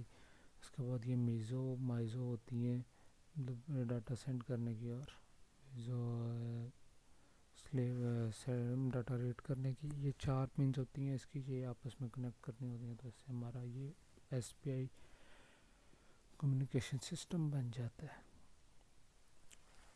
तो ये इसका सर्किट है सिंपल, सिर्फ ये चार एससी एसएस मौजी मीज़ो और एससी के इसको आपस में कनेक्ट करते हैं। उसके अलावा बाकी सर्किट सेम रहता है। इसको मैं आपको सिमुलेट करके दिखा देता हूँ, अभी मेरी फाइल्स ओपन नहीं हो रही। तो इसके अंदर कोड मैंने ऑलरेडी अपलोड किया हुआ है, इसके अंदर मास्टर का और इसके अंदर स्लेव का। तो उधर से अगर जो भी आप प्रेस करेंगे वो आगे शो हो जाएगा, जिस बटन को भी आप प्रेस करेंगे वो आगे शो हो जाता है। तो ये लैब 6 थी, ये लैब 7 है। इस लैब 7 के अंदर टास्क ये है कि मैंने मेरी एक एलसीडी को मैंने इंटरप्ट्स के साथ से काम करना। पहले तो एक होंगी कि एक मैं लैब 7 उसके ऊपर प्रिंट करवाता जाऊंगा, कंटिन्यूसली लिखता रहूँगा। उसके बाद दो बटन्स लगे होंगे एक्सटर्नल इंटरप्ट्स के जो बाहर से इंटरप्ट्स दे रहे होंगे, और वो क्या होगा जब अगर कोई एक इंटरप्ट एंटर होगी तो वो लिखा आ जाएगा इंटरप्ट 0, दूसरी इंटरप्ट होगी तो इंटरप्ट 1 लिखा हुआ आएगा। तो क्या करेगा इसका कोड, पहले तो लाइब्रेरीज और इसके वीआर की सम जो लाइब्रेरी सारी ये ऐड करवाएंगे, इंक्लूड करवाएंगे। उसके बाद इसका एक इनिशियलाइज करवाया हुआ है एक दो वेरिएबल्स। मेन का फंक्शन है, मेन के फंक्शन के अंदर पहले एलसीडी को इनिशियलाइज करवाया, पोर्ट डी को मैंने इनपुट लिया है, ठीक है। और पोर्ट डी के ऊपर फिर मैंने जो PD2 और PD3 है इसको इनपुट लिया है, क्योंकि इनके ऊपर इंटरप्ट्स लगी हैं मेरी, इंटरप्ट 0 और इंटरप्ट 1। तो वहाँ से मेरी आउट एक्सटर्नल इंटरप्ट्स होंगी, इसलिए इनको मैंने इनपुट डिक्लेयर करवाया। उसके बाद ये जो बिट्स हैं इसकी EICRA, इसको मैंने इस रजिस्टर के अंदर जो बिट है एक्सटर्नल इंटरप्ट कंपेयर रजिस्टर, इसके अंदर मैंने जो ISC 000 की जो बिट है इसको मैंने 1 सेट कर दिए। जब उसका ट्रिगर ऑन कर दिया तो जैसे ही आउटपुट से इंटरप्ट आएगी तो ट्रिगर यहाँ पे इसका ऑन हो जाएगा। और फिर उसको मैंने मास्क कर दिया, इंटरप्ट 0 को ऑन कर दिया। उसी तरह मैंने इंटरप्ट 1 को भी ऑन कर दिया और सिर्फ फॉलिंग एज पे मैंने सेट किया इंटरप्ट 1 को, और इंटरप्ट 0 को मैंने किसी भी लॉजिक के ऊपर ट्रिगर का ऑन कर दिया। फिर मैंने इसका ग्लोबल फंक्शन कॉल करवाया, और वाइल 1 के अंदर मेरा कॉन्टीन्यूसली क्या हो रहा है, लैब 7 प्रिंट होता जा रहा है। और जैसे ही कोई एक्सटर्नल इंटरप्ट हो आएगी, लैब 7 को वो रोक के उसकी जगह पर जैसे ये इंटरप्ट आई है ISR इंटरप्ट 0 जैसे आती है तो एलसीडी को क्लियर करवाएगा, उसके अंदर इंटरप्ट 0 प्रिंट करवा देगा। फिर अगर इंटरप्ट 1 आती है तो इंटरप्ट 1 क्लियर करवा के इंटरप्ट 1 प्रिंट करवा देगा। बस सिंपल इसका इतना सा फंक्शन है। ये देखें प्रोटीज का सर्किट है, इसके ऊपर यहाँ पे मैंने एलसीडी को अटैच किया हुआ है, और इसके साथ यहाँ पिंस लगाई हुई हैं और मैंने दो बटन्स लगाए हुए हैं एक्सटर्नल इंटरप्ट्स के 0 और 1 पे। 0 और 1 मेरा किधर बन रहा है, ये देखें PD0 और PD1, इसके ऊपर ये इंटरप्ट 0 इंटरप्ट 1 मेरी आ रही। तो इसको मैं कुछ चला के दिखाता हूँ। देखें लैब 7 इसके ऊपर कंटिन्यूसली आता रहेगा। जो PD2 और PD3 होता है वो हमारे पास ऑन पे होता है, और जो मेगा के ऊपर होती हैं वो PD1 और PD0 और PD1 इंटरप्ट होती हैं। तो इंटरप्ट 0 को दबाऊंगा तो इंटरप्ट 0 लिखा हुआ आ जाएगा और लैब 7 दोबारा आने लग जाएगा। फिर इसके बाद जब मैं इंटरप्ट अगर 1 को दबाता हूँ तो इंटरप्ट 1 लिखा हुआ आ जाएगा कि 1 के ऊपर इंटरप्ट आई है, और फिर दोबारा लैब 7 लिखा हुआ आ जाएगा। ये मेरा टास्क था लैब 7 का। मैं लैब के अंदर एक मैंने एनालॉग टू डिजिटल कन्वर्टर था, फंक्शन मेन फंक्शन। तो एनालॉग टू डिजिटल कन्वर्टर में क्या था कि एक टेम्परेचर सेंसर लगना था और टेम्परेचर सेंसर से वैल्यूज जानी थी आर्डिनो में, और उसने आर्डिनो ने एनालॉग वैल्यू लेके उसे डिजिटल में कन्वर्ट करके डिस्प्ले करवाना था। इनिशियलाइज करवाएंगे एलसीडी को, उसके बाद पोर्ट सी को मैंने आउटपुट डिक्लेयर करवा दिया। फिर एडी मक्स जो है, एडी मक्स को मैं इसके ऊपर चैनल अपना सेलेक्ट करूँगा कि ADC5 को मैंने सेट किया। और उसके बाद फिर मैं उसकी AVCC जो एक्सटर्नल कैपेसिटर है उसको मैं सेट करूँगा। और फिर जो दूसरा में ADCSRA रजिस्टर है, इसके अंदर मैं उसकी एनालॉग टू डिजिटल इनेबल कर दूँगा पिन, उसकी कन्वर्जन के इंटरप्ट इनेबल करूँगा, उसकी PS0 PS1 को सेट करूँगा। जो हमारा डाटा उसकी क्लॉक है वो कौन सी है 128 प्रीस्केलर क्लॉक है, उसको यहाँ पे सेट किया हुआ है। तो उसके बाद जो वाइल की कंडीशन लगी हुई है सिंपल, इसके अंदर क्या है कि पहले टेम्परेचर डिस्प्ले करवाएगा टेम्प, उसके बाद जो एनालॉग टू डिजिटल कन्वर्टर है उसको ऑन कर देगा। उसके बाद वाइल की कंडीशन लगेगी कि जब तक उसकी इंटरप्ट इनेबल नहीं हो जाती 1 नहीं हो जाती तब तक वो ये कंडीशन यहाँ पे स्टे करेगी, उसे कन्वर्ट करती रहेगी हमारे एनालॉग सिग्नल को डिजिटल के अंदर। और फिर हम लोगों ने इसके बाद V के ऊपर उसको स्टोर करवाना है वैल्यू को, और यहाँ पे मल्टीप्लाई करके उसे वैल्यूज़ को हमने अपनी डिजिटल बनाना है।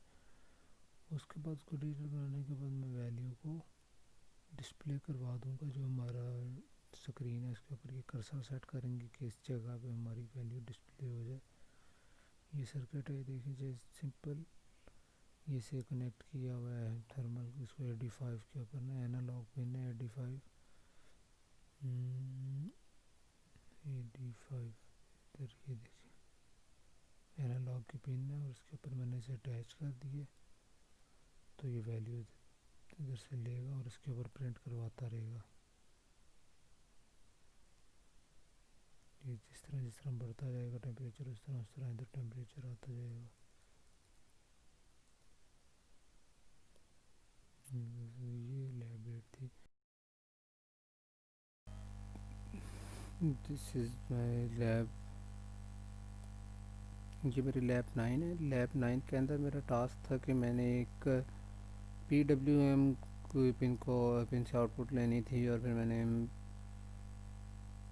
इंटरप्ट यूज़ करनी थी इसके अंदर। तो ये मेरा कोड है, इसका मैंने बिल्ट इन सोर्स कोड के अंदर ही बनाया हुआ है। तो देखिए पहले CPU ने डिफ़ाइन किया, उसके बाद AVR में की लाइब्रेरी ऐड की है, इंटरप्ट की लाइब्रेरी ऐड की है, और म्यूचुअल डिले की लाइब्रेरी ऐड की है।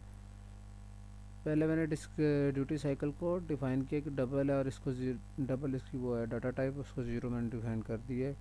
फिर मैंने मेन का फंक्शन बनाया। मेन फंक्शन के अंदर पहले PD2 आर्डिनो ओनो के ऊपर PD2 को मैंने 0 कर दिया, इनपुट लिए।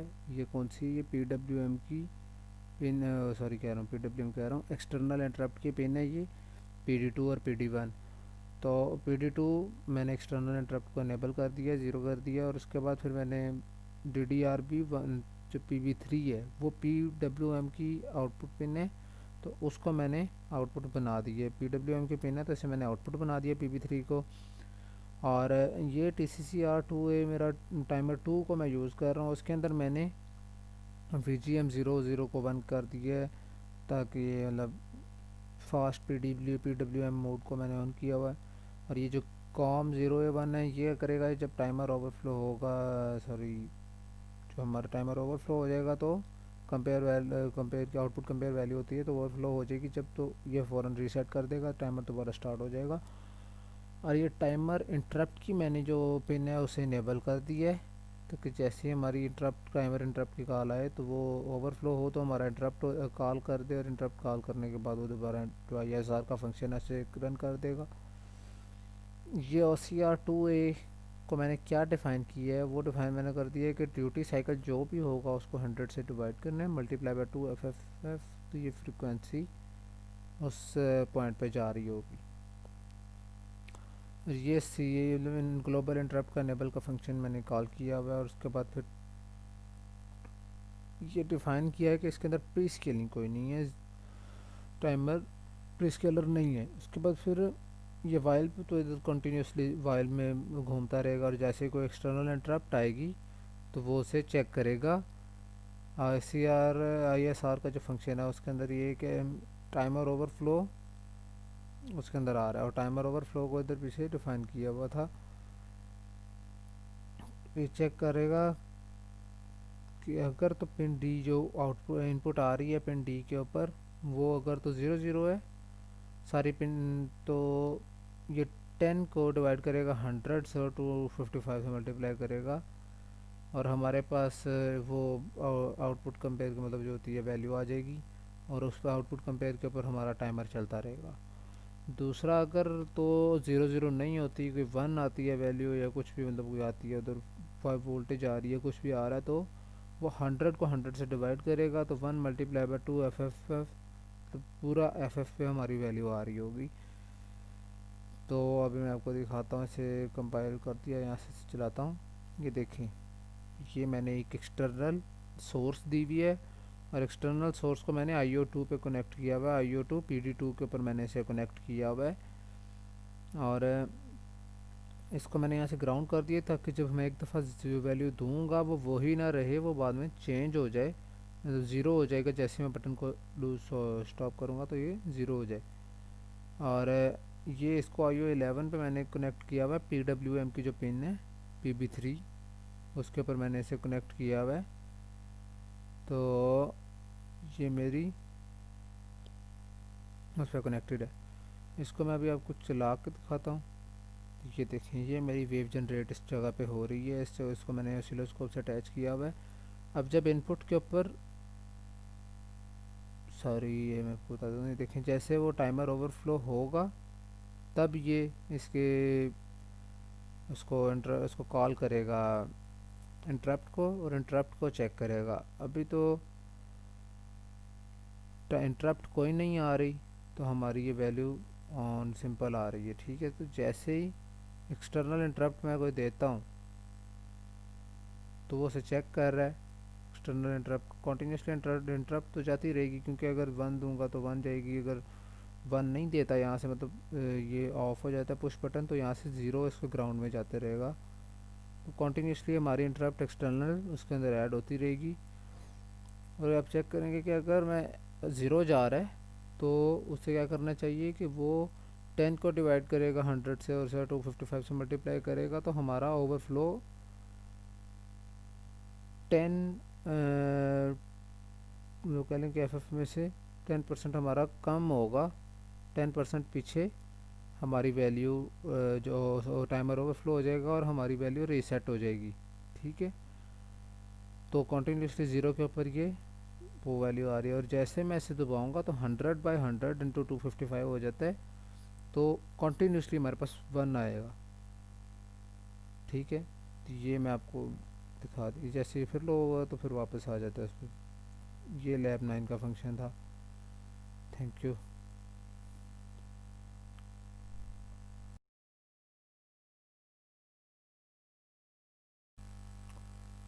ये मेरी क्वार्टर्स की लैब्स है, क्वार्टर्स 15 में यूज़ कर रहा हूँ।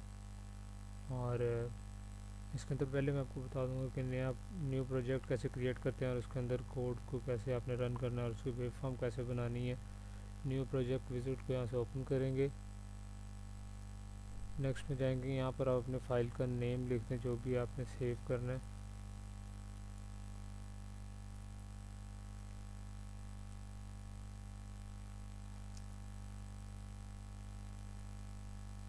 मैं ये लिख देता हूँ।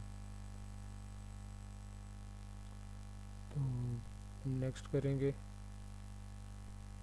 इसे यस कर लें। एम्प्टी प्रोजेक्ट क्रिएट करना है और यहाँ पे फाइल का नेम लिख दें।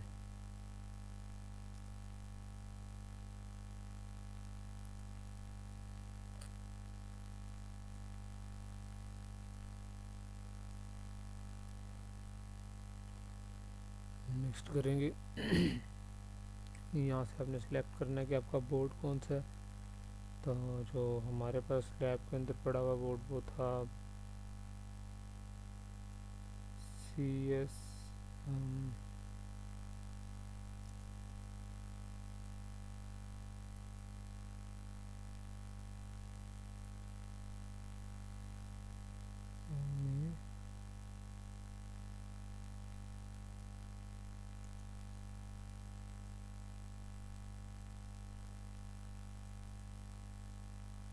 ये बोर्ड था, इसको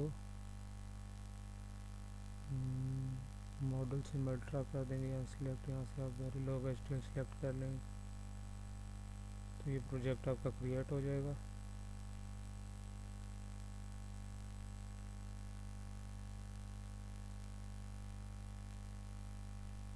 ये आपके पास विंडो इस तरह की ओपन होगी। यहाँ पर आप न्यू स्क्रिप्ट ऐड करेंगे वेरीलॉग HTML फाइल की। न्यू स्क्रिप्ट ऐड करेंगे तो ये आपके पास को विंडो ओपन हो जाएगी, कमांड विंडो, जिसके अंदर आप अपना कोड आप लिखें। तो मैं अपने ये वाला टास्क पहले कर लेता हूँ।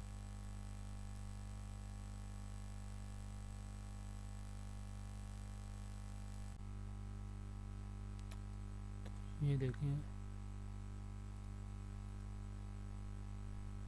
ये आपका टास्क जब यहाँ पे पेस्ट करेंगे तो फिर इसे आप यहाँ सिमुलेट करेंगे तो ये सिमुलेशन इसकी स्टार्ट हो जाएगी।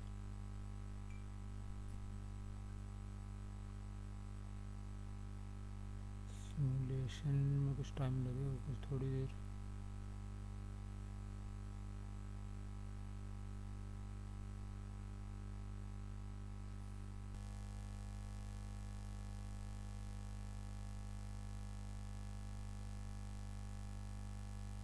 इसकी सिमुलेशन कंप्लीट हो गई है। ये इसकी कंपाइलेशन की रिपोर्ट आ गई। अब मैंने इसकी लोकेट नोड में जाऊंगा और इसके जाके RTL व्यूअर को क्लिक करूंगा तो इसके मेरे पास सर्किट डायग्राम आ जाएगी। इसकी RTL के अंदर व्यू आ जाएगा कि यहाँ से तो इनपुट्स आ रही हैं, तो उसके आगे किस तरह उनके गेट्स को ड्रैग किया हुआ और आगे आउटपुट्स जो है वो विजिबल है। इसको अगर मैंने हार्डवेयर पे करना है तो यहाँ से इसको पिन प्लानर पे जाऊँगा और यहाँ से मैं इसको पिंस डिफ़ाइन कर दूँगा कि मेरी कौन सी पिंस के ऊपर मैंने इनपुट दी हुई है। तो इसको मैंने हार्डबोर्ड की किस चिप के साथ, किस पिन के साथ मैंने इसे कनेक्ट किया हुआ है वो वाली पिन इधर डिफ़ाइन कर दूँगा लोकेशन में। तो ये मेरे सारा सर्किट हार्डवेयर के ऊपर भी डिज़ाइन हो जाएगा। इसी की आप अब ऐसे न्यू फाइल करेंगे और न्यू फाइल में जाकर यूनिवर्सिटी प्रोग्राम WVWF, इसके अंदर आपने अपनी जो फाइल उसकी सर्किट बनाया उसकी अपने वेव फॉर्म निकालनी है। तो यहाँ से एडिट में जाएंगे, इंसर्ट नोड और बस। यहाँ से हम लोग चेक करेंगे कि नोड फाइंडर में जाके कौन कौन से हमारे पास नोड्स हैं। यहाँ से पिन आल लिस्ट के ऊपर क्लिक करेंगे तो ये हमारे पास सारी की सारी आ जाएंगी। इसको अगर आप क्लिक करेंगे यूँ तो ये सारी आ जाएंगी। अगर नहीं करना तो इसके अंदर से जो आप सिलेक्ट करेंगे, जो आपने इधर जिस चीज़ की वेव फॉर्म आप देखना चाह रहे हैं उसको आप सिलेक्ट करें। तो अब ये देखिए मेरे पास डिफरेंट इनपुट्स आ गए हैं और मल्टीपल आउटपुट्स आ गए हैं। तो अभी मैं आपको इसके अंदर ये इनपुट में दे रहा हूँ।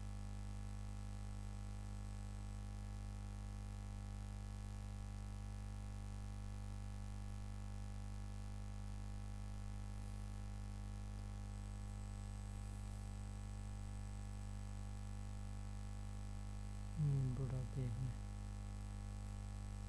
किस तरह से जा रही है।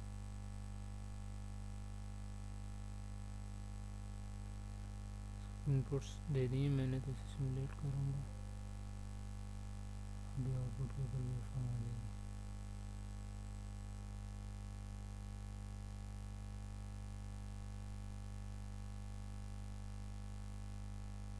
ये देखिए ये इनपुट्स मैंने दी हुई है, तो इसके ऊपर मेरे ये आउटपुट्स आ रहे हैं सी डी ई एफ और जी, जो मेरे पास आउटपुट्स थे इनके ऊपर ये आउटपुट्स आ रही हैं। और इसी तरह अगर कोई और टास्क मैं कर रहा हूँ, सेकंड टास्क मेरा, इसके अंदर लॉजिकल ऑपरेटर यूज़ करने थे, एंड और नॉट के गेट। तो ये एंड और नॉट का गेट इसमें यूज़ किया हुआ।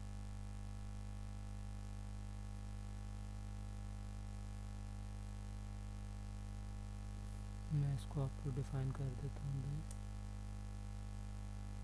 पहले तो आप अपनी फाइल का नेम वही रखेंगे कि पहले मैं डिफ़ाइन कर रहा हूँ वेरिएबल्स में कौन कौन सा यूज़ कर रहा हूँ, A B C D E F G H. फिर उसके बाद इनपुट्स मैंने डिफ़ाइन किए हैं कि ए बी सी के ऊपर जो मैं इनपुट्स ले रहा हूँ वो मैं कितनी पोर्ट से ले रहा हूँ, कितनी पिन से ले रहा हूँ। 3 0, इसका मतलब है कि ये 4 बिट्स हैं, 4 पिन से मैं उसकी इनपुट ले रहा हूँ। और आउटपुट भी इसी तरह 4 पिन से ले रहा हूँ, D E F G H के। तो इसको असाइन लिखेंगे। असाइन का क्या मतलब है कि डी को असाइन हो रहा है ए एंड बी की वैल्यू, ए और बी का आपस में एंड हो रहे हैं और उसकी वैल्यू डी के ऊपर जा रही है। ई के ऊपर ए और बी की जा रही है, और एफ के ऊपर ए नॉट जा रही है, और जी के ऊपर ए और सी की जा रही है, एच के ऊपर सी नॉट की जा रही है। तो इसको एंड मॉड्यूल मतलब कि फंक्शन ख़त्म हो गया, उसको मैं जो सिमुलेट किया, तो सिमुलेशन में टाइम लेगा थोड़ा।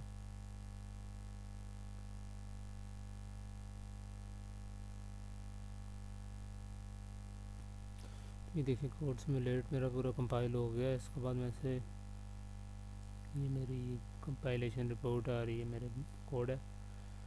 इसे फिर सेम तरीके से लॉग गेट एंड नॉट से जाके आर टी एल व्यूअर इसका चेक करता हूँ। तो ये देखें इसके अंदर सारे और गेट और नॉट गेट और एंड गेट लगा हुआ है। और इसकी जो वेव फॉर्म है वो भी मैं आपको क्रिएट करके दिखाता हूँ। मेन प्लानर तो आपको मैंने बता दिया। तो यहाँ से न्यू फाइल क्रिएट करेंगे, यहाँ से यूनिवर्सिटी प्रोग्राम VWF को ओपन करना है। एडिट में जाकर इंसर्ट नोट बस करना है अपने, यहाँ नोट फाइंडर से जाके सारी चीज़ें सिलेक्ट करके इसे ओके कर लेना।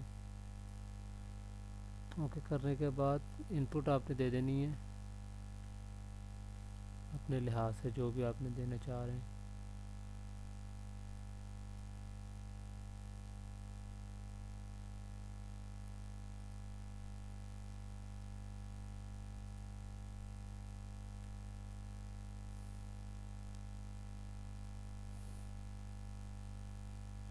ये 3 इनपुट्स थी मेरे पास, तो इनको मैंने डिफरेंट इनपुट्स दे दिए। इसको मैंने आउटपुट पे चेक कर रहा था। सिमुलेशन इसकी करता हूँ।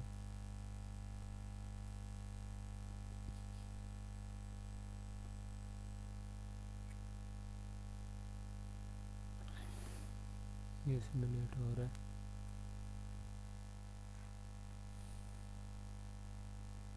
ये देखिए आउटपुट के ऊपर वेव फॉर्म्स आ गई हैं। पहला जो था